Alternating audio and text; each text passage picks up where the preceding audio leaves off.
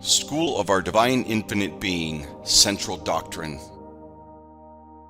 Symbols, gateway between the worlds.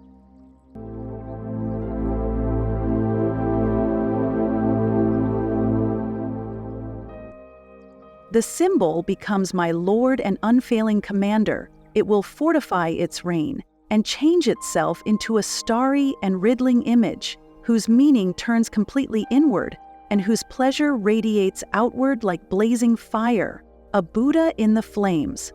Carl Jung, The Red Book, Liber Novus. Because of its unconscious component, the self is so far removed from the conscious mind that it can only be partially expressed by objective, abstract symbols. Carl Jung, Aeon, researches into the phenomenology of the self. The union of opposites on a higher level of consciousness is not a rational thing, nor is it a matter of will. It is a process of psychic development that expresses itself in symbols. Carl Jung, Mysterium Conjunctionis.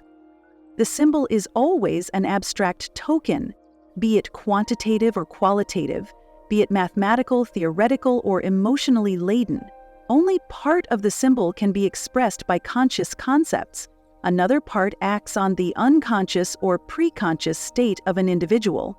The same holds for mathematical symbols, for only he is gifted for mathematics for whom mathematical tokens, in the sense mentioned above, have symbolic power. The symbol always is a tertium uniting opposites, which logic alone cannot provide.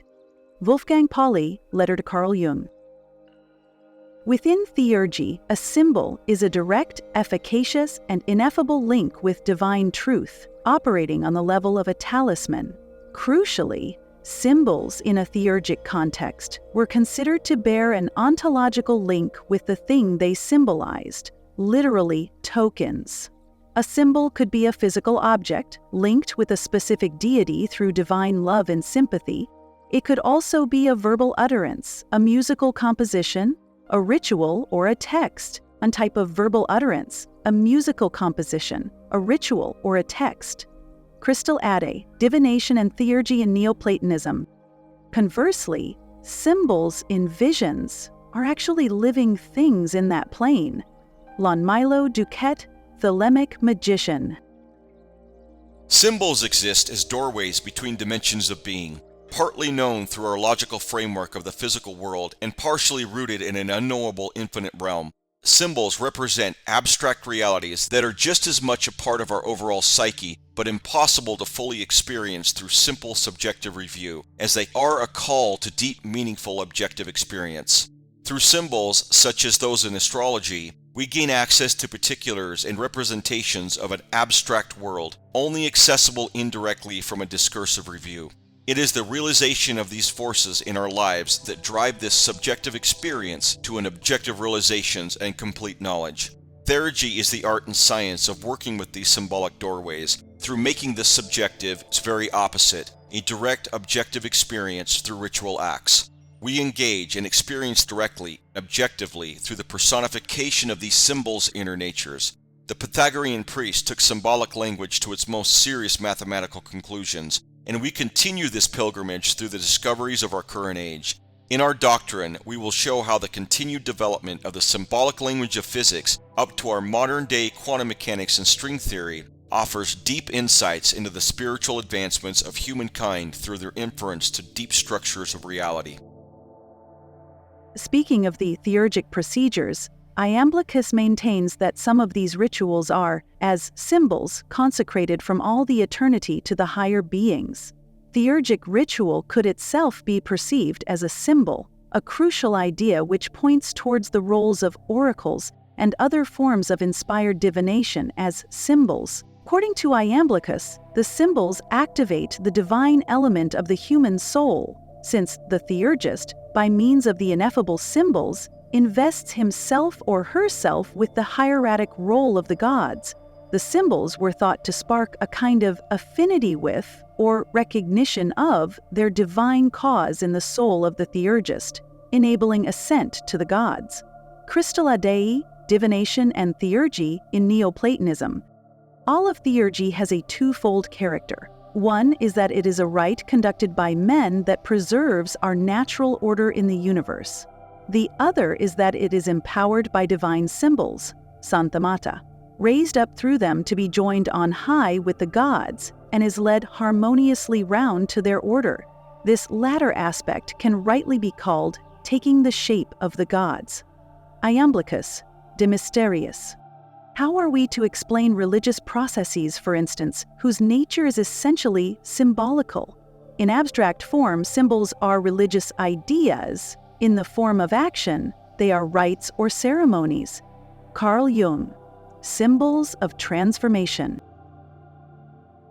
Throughout the history of both East and West, symbols of transformation have surfaced in every sect, creed, and religion globally, always representing their highest concept of the one total ontology in existence. God, the gods and goddesses, stand as abstract symbolic personification of hidden eternal truths. Although different names for different cultures, these symbols of transformation, these personifications of the gods, lead one to a direct experience where the symbol has a true structural reality rooted in the infinite forms of existence. Symbols have long been central to theurgic and ceremonial rites from the time of the ancient Indians, Egyptians, Babylonians, and Greeks. A ceremonial ritual is a gathering of symbolic representation of the very forces of nature that these personifications represent. Through theurgic purification, the language used and understood by the practitioner changes from a literal one to a symbolic, and therefore opens the theurgist to union with eternal principles otherwise unknown to them. Symbols representing the reconciliation of opposites, the limited human form, and the unlimited eternal form merge, causing an experience of objective wholeness through direct ritual acts and concentrated modes of being. Surely, as stated by Crystal Ade, theurgic ritual altogether is a meta-symbol combining all the different aspects of ceremonial practice, a unity in ascent through ritual praxis where the theurgists themselves become a talisman in preparation for the receptivity of the gods. In idea, the Thelemic magician David Shoemaker emphasized in his popular podcast Living Thelema, where the magus prepares themselves for union with their holy guardian angel. The unconscious, collective unconscious, objective psyche, the shadow, and cultivation of virtue.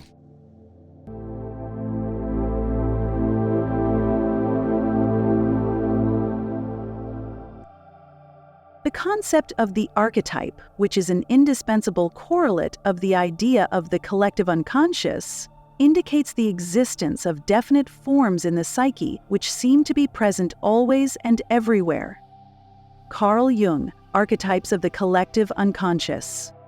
Carl Jung was a prolific writer, master psychologist, and mystic, capturing an entire system of human design throughout his works, many of which are incorporated into our school.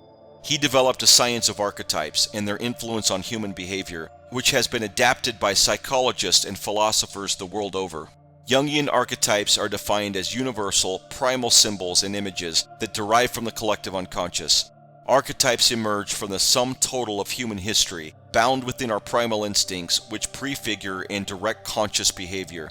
They are in part biologically hardwired and in part manifest as intuition, from which emerge images and motifs of archetypal language.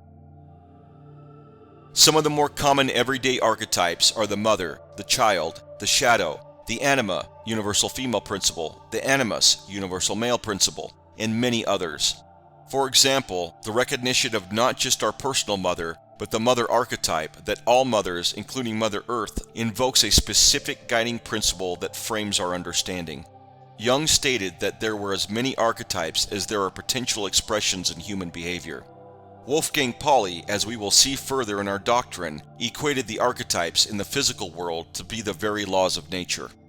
The gods are archetypal images of universal nature and instinct-determined patterns of behavior. These images must be regarded as emanations of the objective psyche, for they are not at the disposal of the individual will, nor do they arise from the individual's own wishes and intentions. Carl Jung, Archetypes of the Collective Unconscious. The objective psyche, a designation spoken about often by Jung, is the doorway through which emanates the universal archetypes of the gods. This theme poses such importance to the practice of our school and our relationship to these higher forces of nature. It will take a lot of unpacking through the following chapters to provide the student with the full vision of this reality. We wanted to start more basic and give you an education on this Jungian perspective, then building our way towards its theurgic and spiritual implications. The objective psyche is the source of the Jungian collective unconscious and includes as its sphere of influence the personal unconscious. For a more analytical point of view, the collective unconscious can be seen as the source of the unconscious mind's patterns. Most are familiar with the term unconscious due to the popularity of its use in the depth school of psychology. The unconscious is all that you are, every memory and experience, which is not presently activated in your conscious field of awareness. Most depth psychologists agree that the unconscious accounts for a greater percentage of our behavior and tendencies than the conscious mind alone.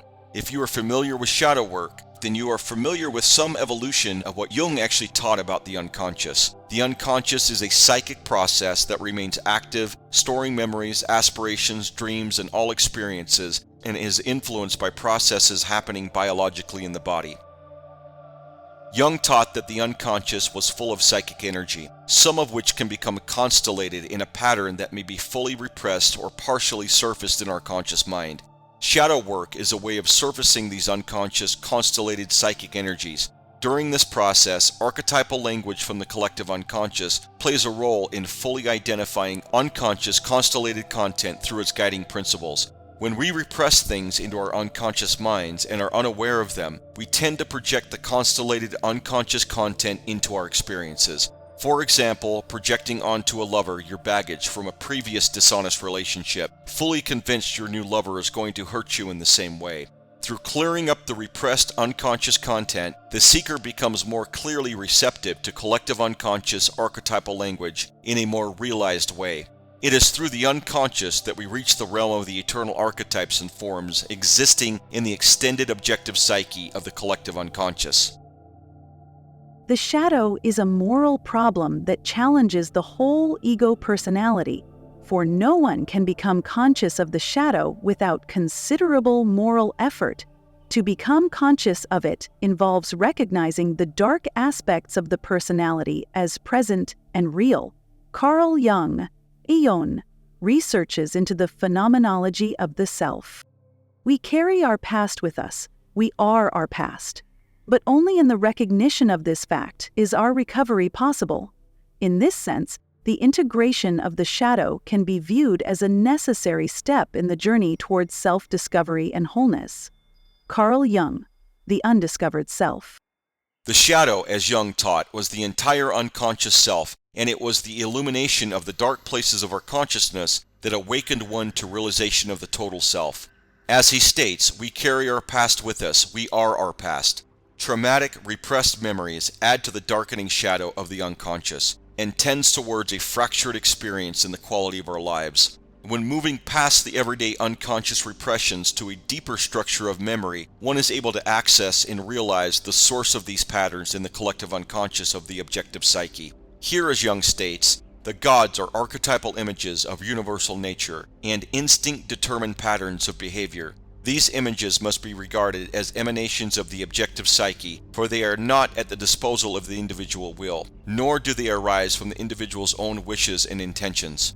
As stated above, they emerge from the sum total of human history, where Hermes and Apollo, Krishna and Vishnu, and the most ancient of gods reach through to us from the dawn of civilization, still active within the objective psyche itself. Recent animal studies indicate that environmentally induced epigenetic changes may be passed down through several generations. For instance, in nematodes, epigenetic marks have been observed to persist for up to 14 generations. Environmental epigenomics in health and disease.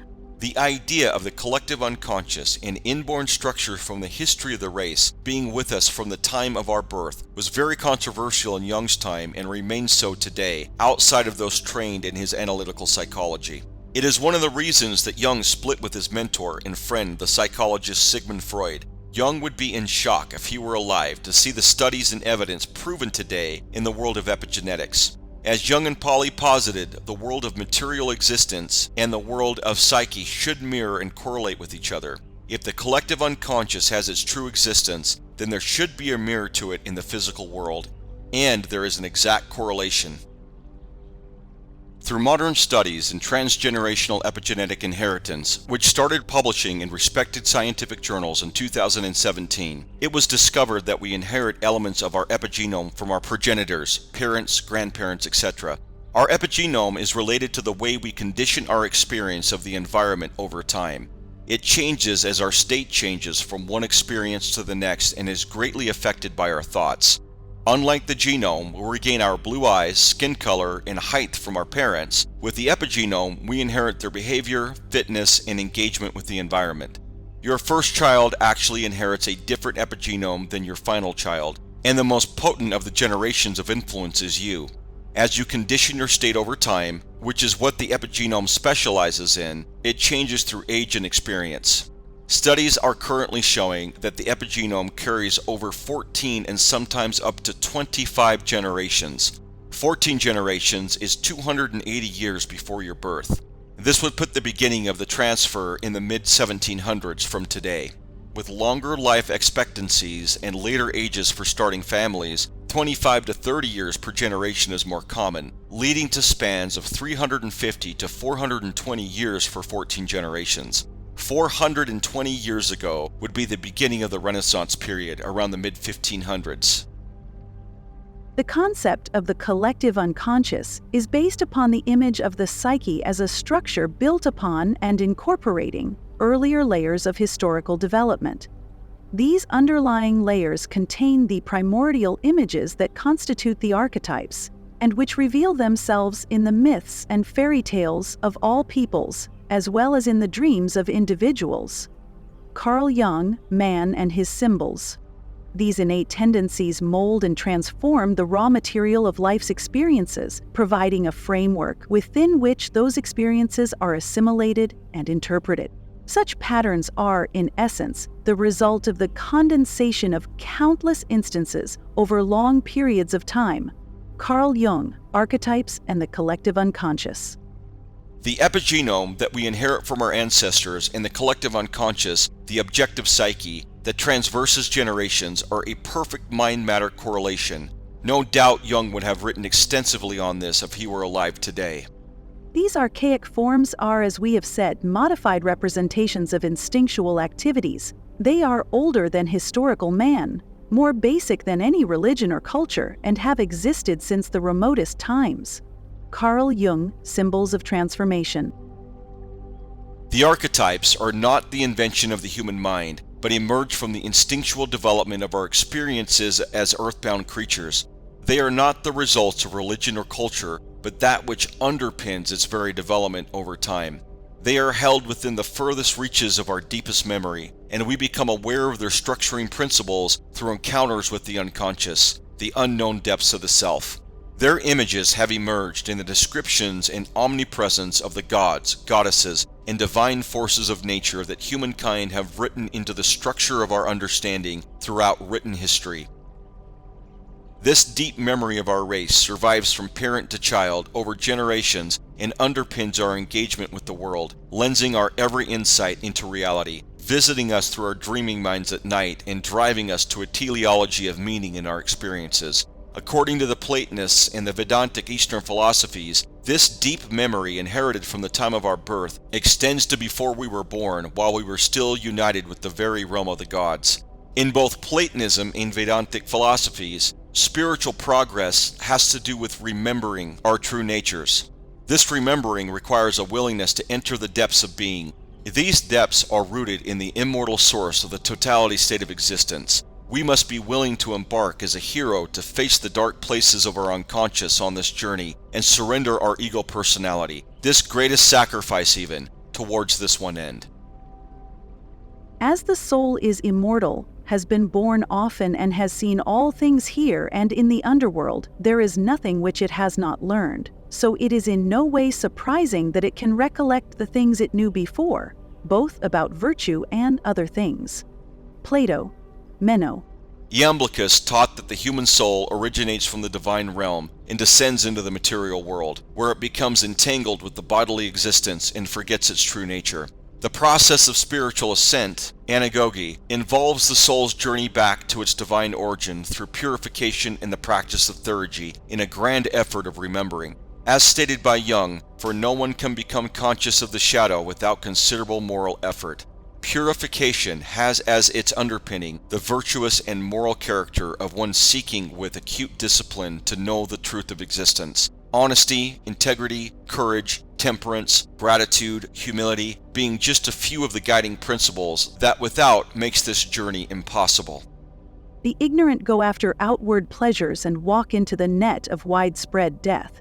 But the wise, knowing the self as deathless, seek not the stable among things that change. Katha Upanishad. Therefore, the doubts which have arisen in your heart out of ignorance should be slashed by the weapon of knowledge. Armed with yoga, O Bharata, stand and fight. Bhagavad Gita. From the unreal, lead me to the real. From darkness, lead me to light. From death, lead me to immortality. Mundaka Upanishad.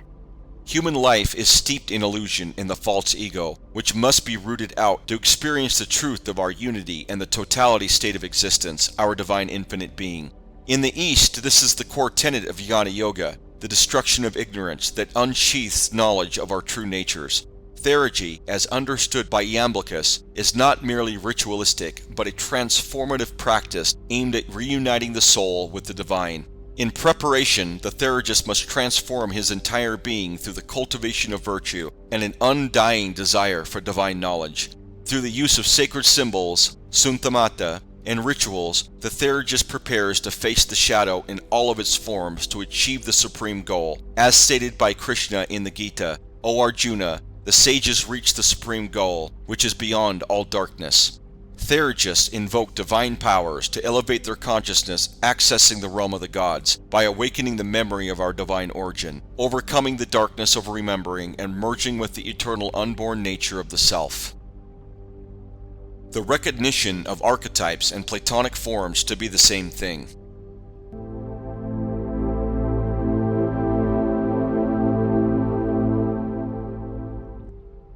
If we call instinct refined, then the intuition which brings the instinct into play, in other words, the apprehension by means of the archetype, must be something incredibly precise. Carl Jung, The Archetypes of the Collective Unconscious. These are the universal dispositions of the mind, and they are to be understood as analogous to Plato's forms, in accordance with which the mind organizes its contents. One could also describe these forms as categories analogous to the logical categories which are always and everywhere present as the basic postulates of reason. Carl Jung, The Structure and Dynamics of the Psyche. According to Platonism, the objects of scientific knowledge are the non-spatiotemporal mind-independent, fully existing scale-relative parameters that identify and explain the spatio-temporally extended complex dynamical systems, which are themselves the objects of scientific experiments. The ultimate nature of things, which Plato called forms, are perfect examples of themselves. Scott Berman, Platonism and the Objects of Science. I suggest that the existence of a pre-physical, unobservable domain of potentiality in quantum theory, which forms the basis of the fundamental interconnectedness and wholeness of reality, and from which arise the pattern of the material world. Mark Bischoff, International Institute of Biophysics. Pauli was the first to conclude that the symbols of archetypes must be found further into the natural world beyond the biological underpinnings of human instincts. He likened them to the forms in Platonic realism, which are eternal, non-spatial, non-temporal, infinitely scalable patterns that underlie the whole of physical reality and define the laws of nature. Most of the Nobel Prize-winning physicists in the last century accept this hypothesis. Scott Berman, a contemporary philosopher of science, has put forth undeniable arguments that it is Platonism itself that is the only rational framework that fully explains the objects of scientific experiments. To keep it simple, the symbolic language of physics is discovered in the natural world and not a creation of the human mind.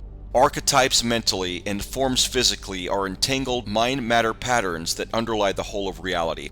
Platonic realism is a contemporary derivative of the original philosophy of forms developed by the philosopher Plato. The modern scientific community, although accepting the concept of forms in the physical realm, give no credence to the forms in the mental world.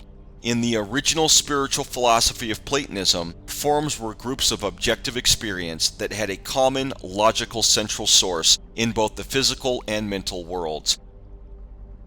When moving further back on the timeline to Plato himself, Jung's definition of archetypes in the mental realm was already a part of his philosophy of forms. Jung deeply agreed with Pauli that the archetypes and Platonic forms were identical, both being objectively symbolic and infinitely scalable, existing always and everywhere. A mind-matter mirror entangled and rooted in one source from which they both emerge. Like the Platonic forms, the archetypes guide one's experience into a realization of a pre-existing eternal principle or objective truth. No one in history has affected the way we think in Western civilization more than the philosopher Plato. Starting with his first philosophical academy in 387 BCE, through 600 years to the Neoplatonist schools, the forms remained central to their doctrine. The early Platonists postulated divine forms, considered to be higher intelligences, that surround and draw us towards wholeness, liberating one over a lifetime of practicing philosophy. Beauty, justice, and truth are examples of three of the highest forms in early Platonism that are mental and archetypal in nature. Through philosophizing or reflecting on the forms, the logos, the divine intelligence from which they emerge, led the philosopher to the one self-God, the total unity Plato called the good. The divine intellect encompasses all the forms, providing the ultimate source of order and knowledge in the universe. Through theurgy and philosophical contemplation, the soul can ascend to union with the divine, partaking in the eternal forms and realizing its true nature. Iamblichus, De Mysteriis. The collective unconscious is the repository of all archetypes, the source of deep-seated knowledge and patterns that shape human experience. Through the process of individuation, one integrates the archetypal elements of the unconscious into the self, achieving a deeper understanding and realization of one's inner nature. Carl Jung, The Archetypes and the Collective Unconscious. In Neoplatonism, the divine forms were wholes beyond comprehension that shaped the philosopher towards unity. The Neoplatonist Iamblichus described these divine wholes as the gods and, like Plato, likened them to relatable Greek gods and goddesses, as well as the pantheon of the Chaldeans, Egyptians, and others. He tells us the gods are within us and spherically surround us, inseparable from the ultimate reality Platonists called the One. The Platonic school in Syria, 300 CE, of which Iamblichus was the head, taught seekers in the way of divine Theurgy, which was the art and science of ritually encountering the eternal through taking the shape of the gods. Theurgy has been frequently termed the yoga of the West, and rightly so. Theurgists would fully embody the divine forms through ritual, prayer, and mantra, uniting with their higher perfecting natures. Iamblican Theurgy and the Neoplatonists that followed him had an incredible influence on early Christian doctrine. This is something we will cover more completely in chapters below. These ideas have deep relations to quantum mechanics and became the central theme in Pauli's understanding of quantum experiments. Jung and Pauli proposed that archetypes and the Platonic forms should be understood as quantum superpositions, existing in multiple potential states until observed or activated. We will explain what this implies more completely in sections to come. For Iamblichus, Theurgy was not merely a series of rituals, but a means of activating union with the divine. He believed in a hierarchical structure of reality, where the One or the Good is the ultimate source of all existence. Below the One, there are various levels of reality, including the divine intelligences or gods, souls, and the material world. In his view, Theurgy was a way for human souls to ascend through these levels of reality and ultimately reunite with the divine. The rituals and practices of Theurgy were seen as means of purification and preparation for this ascent. By engaging in theurgical practices, individuals can awaken their divine nature and draw closer to the divine realms. Furthermore, Iamblichus emphasized the importance of the divine hierarchy in Theurgy. The rituals are not mere attempts to manipulate the gods, but rather acts of reverence and invocation, seeking the assistance and guidance of the higher beings in the spiritual journey. Additionally, Iamblichus believed in the power of symbols and correspondences in Theurgy. Rituals often involve the use of sacred words, gestures, and objects that were believed to resonate with higher realities and facilitate the communication between humans and gods. Overall, for Iamblichus, Theurgy was a transformative spiritual practice that enabled individuals to participate in the divine order and ultimately achieve union with the divine. It was deeply intertwined with his Neoplatonic philosophy and understanding of the cosmos. As explained, and as we will continue to explain, Iamblichus is the spiritual teacher that I have taken personally and whose wisdom, methods, and theurgic activities we are continuing in the practices of our school. Through the combination of theurgy, quantum mechanics, and especially the ideas of Carl Jung and Wolfgang Pauli, the centrality of thought in theurgy proposed by Iamblichus comes to light in surprising and extraordinary ways. As the same fire takes different shapes when it burns different objects, so the self within takes different shapes when it resides in different beings. Chandogya Upanishad 6:9-1. Just as the wind, though one, takes different forms depending on what it moves through, so the self becomes identified with the form it inhabits, though it remains unchanged. Chandogya Upanishad 6:12-1-3. If Iamblichus gave to the West a perfected vision of spiritual ascent through Theurgy, then Abhinavagupta, the towering mystic philosopher of Kashmir Shaivism, offered to the East its striking parallel in the form of his monumental work, the Tantraloka, Light on the Tantras. Written over 1,000 years ago, the Tantraloka is at once an encyclopedic treatise on ritual, metaphysics, and yogic ascent, and also a precise manual of ontological transformation through sacred practice engaging the divine forms that emanate from the infinite consciousness of Shiva. It expresses in a radically different cultural idiom the same inner experience, the same structural insight into the cosmos, and the same pathway of divine reintegration that Iamblichus taught. For Abhinavagupta, as for Iamblichus, ritual is not symbolic, it is ontological participation. The practitioner does not approach the divine from afar through belief or abstraction. Rather, the ritual, mantra, and visualization are vehicles for becoming divine. In Kashmir Shaivism, this is termed pratyabhijna, recognition, the realization that one's own innermost self is none other than Shiva, the infinite, self-aware consciousness that underlies and permeates all levels of existence. This recognition is not an intellectual belief, it is an experiential awakening, catalyzed through the ritual technologies described in the Tantraloka.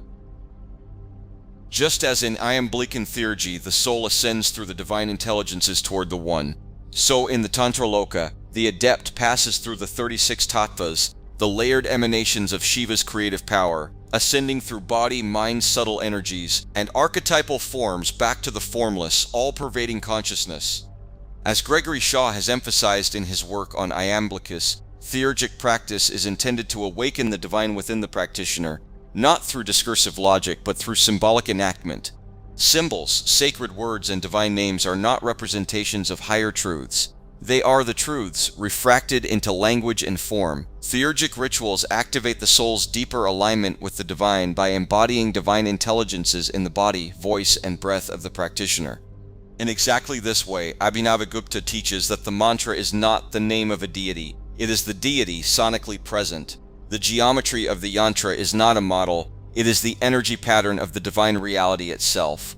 The sacred ritual is the field in which Shiva becomes conscious of Shiva through the vehicle of the human being. This alignment is not superficial. The metaphysical frameworks of both traditions are uncannily similar. Both uphold a hierarchical cosmology, rooted in a formless absolute, the Platonic One or Para-Brahman Shiva, radiating into multiplicity through divine intelligences or principles. Both recognize that the divine is not distant, but immanent within the soul and cosmos, and that ritual reenacts the divine process of creation in reverse, leading back to union. And both affirm that the human being, when properly awakened, is capable of embodying the divine archetypes, not metaphorically, but actually. This is a pivotal theme in our Central Doctrine, to show that the mechanisms of spiritual transformation are universal, not in the sense of a lowest common denominator, but in the structural identity of their aims, methods, and experiences. Whether the practitioner invokes the Platonic Forms, the Shaiva Tattvas, or the quantum superpositions of the archetypes, as Jung and Pauli began to explore, the path is the same: to move from dispersion to unity, from identification with the fragment to recognition of the whole. Whether through the Greek anagoge or the Sanskrit pratyabhijna, the final realization is the same: I am that. The Tantraloka, like the Theurgy of Iamblichus, presents a ritualized ascent through layered realities, using vibrational power, shabda, geometry, visualization, and sacral embodiment to elevate the soul. It reveals that the body, far from being an obstacle to the divine, is the very altar of divine emergence. In this, it affirms the idea that the sacred is not separate from the material, and that true realization involves not the rejection of the world, but the transfiguration of perception.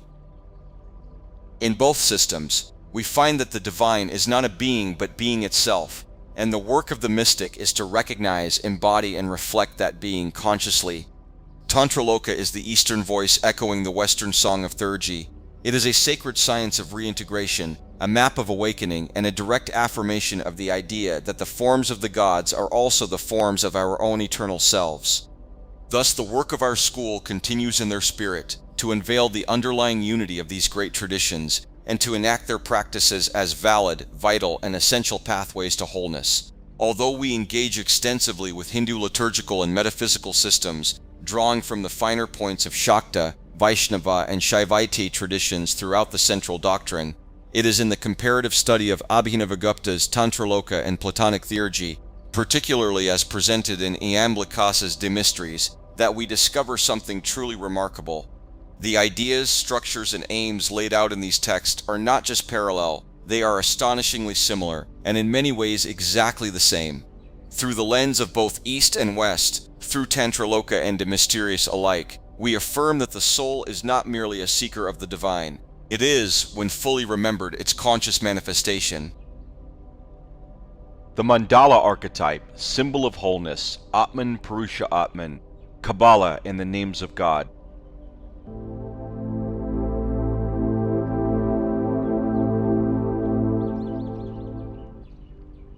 I sketched every morning in a notebook a small circle drawing, a mandala, which seemed to correspond to my inner situation at the time.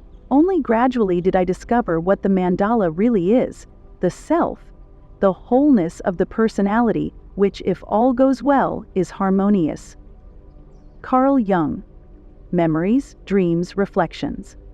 The mandala archetype went from symbolic, as Jung discovered through his psychology practice, into a fully realized phenomenon that permeated both the psychic and physical worlds. The mandala was central to the mind-matter total unity throughout the work between Pauli and Jung. The mandala archetype continued popping up in dream interpretations and active imagination sessions with hundreds of Jung's patients. He defined this as a circle with a central point, or a sphere with a point in the center, often quartered or split into 4 sections within the central image itself. He recognized the mandala to be a symbol of wholeness, leading one to self-realization, or what he termed individuation, the process of becoming what you are. Jung would often see the mandala emerge as a guiding principle reconciling the opposition in the conscious and unconscious minds of his patients. Working with his patients over long periods, sometimes years, Jung would see the mandala motif emerge mostly at the point of breakthrough. He had hundreds of patients draw their dream experiences, and he learned to catch the features of the mandala as it was starting to form. Over the course of several dream drawings, it became more clear, and then finally, when the patient had a breakthrough, it would fully emerge. Jung saw this principle as a foundational law of human development.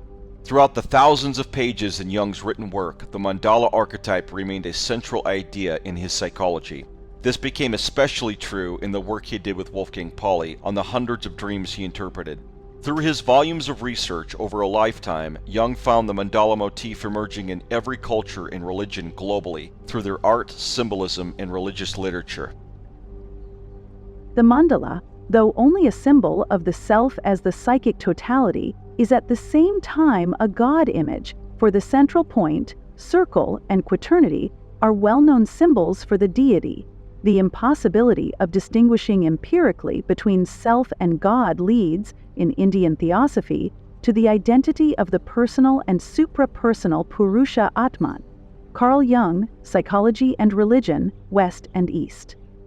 The mandala took an interesting direction that led to Jung's final analysis on the nature of the psyche while working on Pauli's dream symbolism.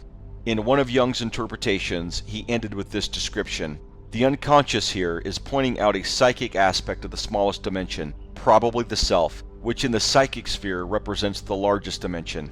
It was this dream of Pauli's, along with hundreds of others from his patients, that led Jung to his final conclusions about the mandala. Jung called the mandala the self archetype, smallest dimension, and at once the God archetype, largest dimension. The self-God archetype is the source of all archetypes and roots itself back into the numinous, the Unus Mundus, or totality state of which mind and matter both emerge.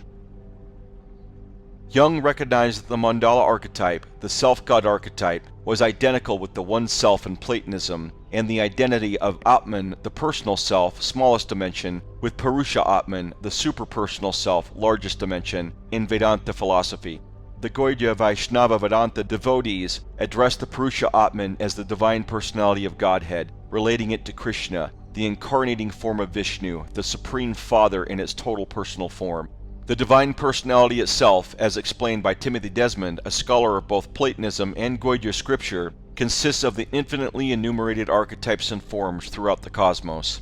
The identity that the Gaudiya Vaishnava Vedanta devotees give to the self-God archetype is one of the most clear. Although there is just one self-God or total unity in existence, Purusha Atman is all selves, all observers, all at once from every perspective, encompassing the entire cosmos, making a personal relationship possible in its apparent separateness. The identification made by Iamblichus of the limited, self, and the unlimited, God, is equal to this revelation of the mandala archetype and is central to the themes throughout religious gnosis both East and West, whether that be Kabbalah, Platonism, Christian mysticism, or the myriad practices of Eastern yoga and meditation.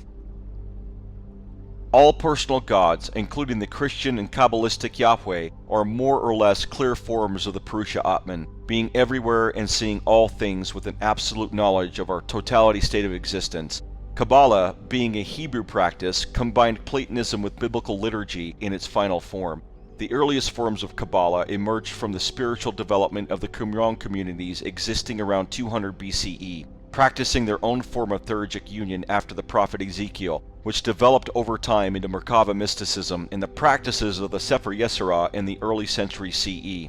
Kabbalah, in its Renaissance form, emerged from Spain in the 1300s and reprised Platonic philosophy into a new set of rituals and meditation practices. The Kabbalistic schools followed much of the same framework for unifying with the One as did the Neoplatonic Theurgists. In Kabbalah, God, or Yahweh Elohim, was also self-identified in union with the believer through the One they called Kether on the Tree of Life. As did the Theurgists, the magicians of the Greek magical papyri, our school uses many of the Hebrew god names in ritual. Most Western mystery schools do this and even integrate much deeper with Kabbalistic ideas. We use them as forms connected to the rich religious history of the Western mystery traditions, incorporating them with many Hindu and Greek forms of divinity. The Hebrew names for God have linguistic qualities that, when integrated as ritual technology, invoke profound meaning. For example, Yahweh is the male principle and Elohim is the female principle. Yahweh is a singular verb, and Elohim is a feminine plural noun. Resonating these names in ritual is very sonorous, as are many other Hebrew names. Overall, we use Kabbalistic predicates lightly, as we are more a modern theurgic practice with a deep syncretism across Hindu, Greek, Egyptian, and Babylonian astrological predicates. We have deeply incorporated Greek and Indian philosophy into our practices and centralized much of our theurgic work through our Divine Arcana Tarot, Road of the Wheel of Astrology, in a modern scientific approach. The mandala state of wholeness was identified by Jung as the Unus Mundus, where the tension of opposites balance in harmony, thereby creating unity in their source. Identifying with the mandala archetype causes an experience of the numinous, where our awareness merges with the Unus Mundus, Brahman, and the Tao. Here Atman and Purusha Atman are completely inseparable. The greatest tension of opposites, that of the self, smallest dimension, and God, largest dimension, are stated in apparent but illusory separation. These states, although illusory, are no less real than the totality state of the one reality itself. In separation, we gain opportunity for the development of a deep relationship with the totality, the all of the Hermeticists. Simply speaking, a personal relationship of the self, you, to God, is equally as real and eternal as the absolute unity itself, where there is only the inseparable whole, our divine infinite being. By separation, as the smallest dimension, we are able to pray, meditate, and discourse deeply with the largest dimension, which is also you and not you. This is a concept deeply understood in Vaishnava Vedanta Hinduism, developed through Chaitanya's key theological tenet, Achintaya Bheda Bheda Tattva, which means that God is inconceivably, simultaneously one with and different from everything. The mandala is all at once self-God in its apparent separateness, and all at once the Unus Mundus, the inseparable total whole monism of reality. We get more into these paradoxes of unity evidenced by Jung and found in Platonism and Vedanta throughout the rest of our doctrine. Synchronicity, aeon, doorway to the eternal and key to theurgic rites.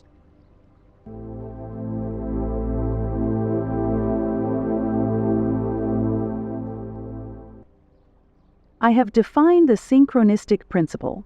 This principle suggests that there is an interconnection or unity of causally unrelated events, and thus postulates a unitary aspect of being, which can very well be described as the Unus Mundus. Carl Jung, Structure and Dynamics of the Psyche. If mandala symbolism is the psychological equivalent of the Unus Mundus, then synchronicity is its apparent parapsychological equivalent. Carl Jung, Mysterium Conjunctionis. The most famous part of the Jung-Pauli conjecture is their work on synchronicity.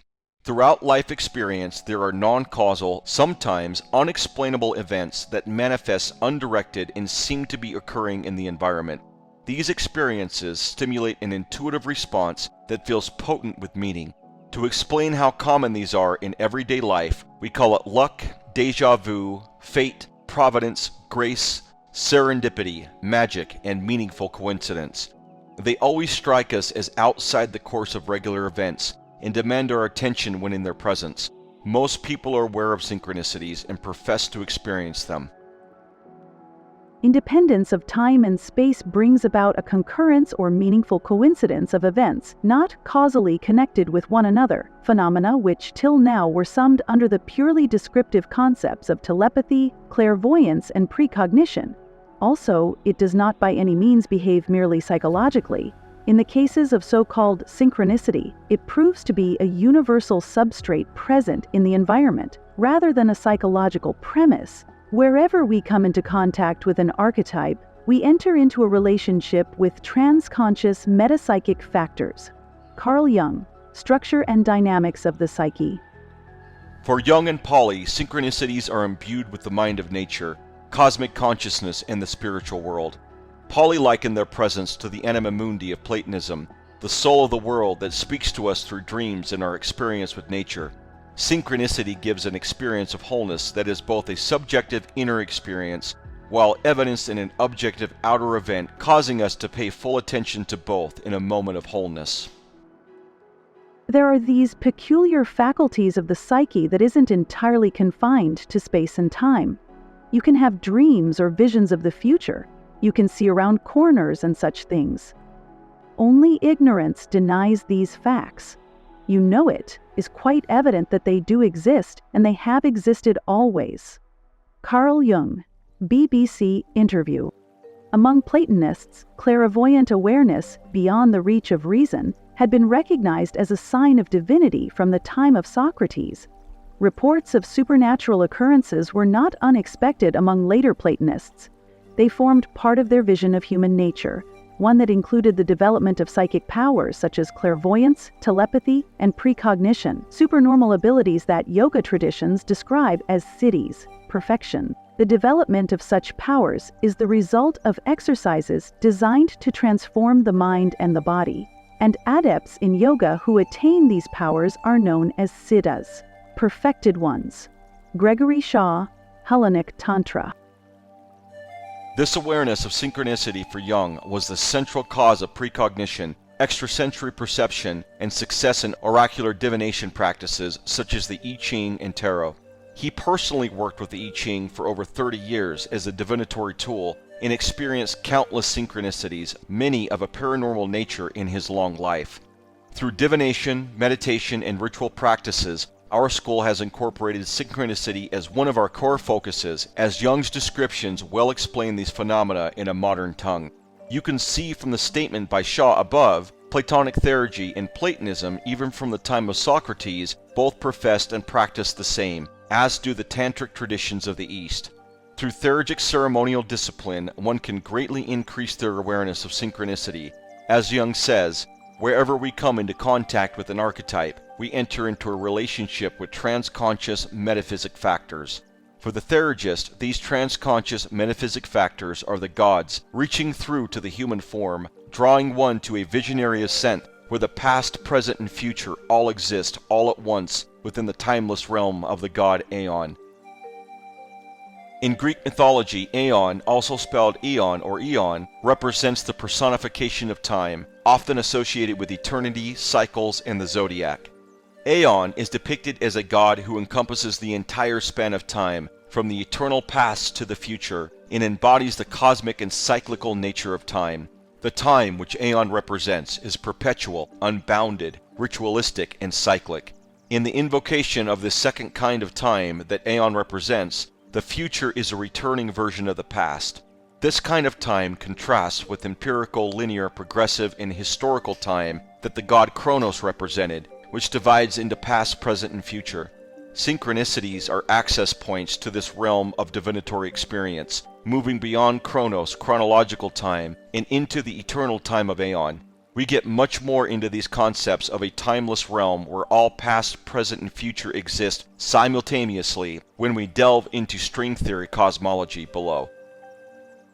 Jung concluded that synchronicities, the sudden experience of wholeness, occur when there is a tension in the conscious mind of a significant enough force. This triggers unconscious and collective unconscious content to manifest archetypal language, at times mundane, but often divine in nature, to compensate.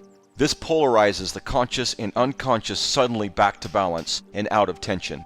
One can experience negative possessions if their personal shadow and unconscious are not reconciled, like many of Jung's patients. The struggle between conscious and unconscious content can even be debilitating. The entire analytical psychology field is based on correcting this. Synchronicity happens on the higher end of the spectrum, where there is a reconciliation of conscious and unconscious content of a liberating nature.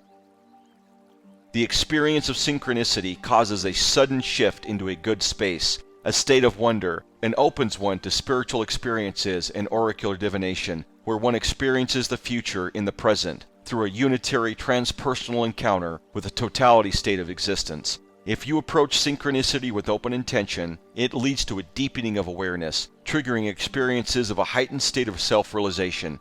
This state of attention, with the inner and outer experience complete in an encounter of wonder and deep insight, is the mandala experience of wholeness. In our school, we teach the students to develop, cultivate, and increase this awareness.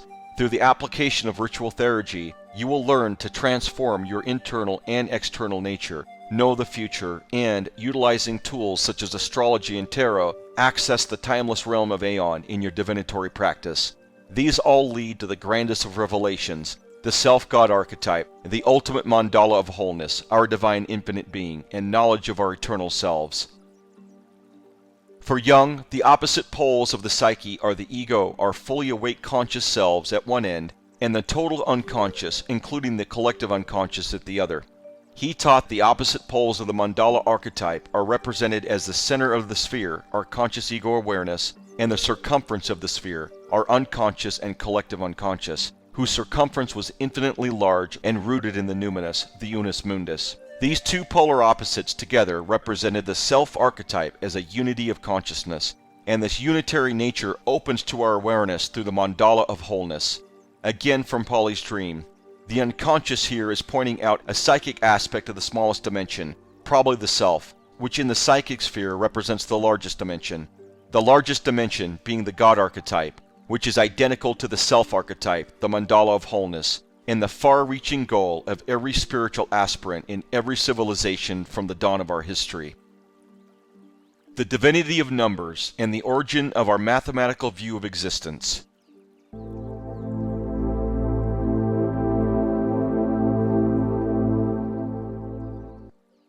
The god Demiurgos is not the creator of matter, but when he receives it, as eternal, he molds it into forms and organizes it according to numerical ratios.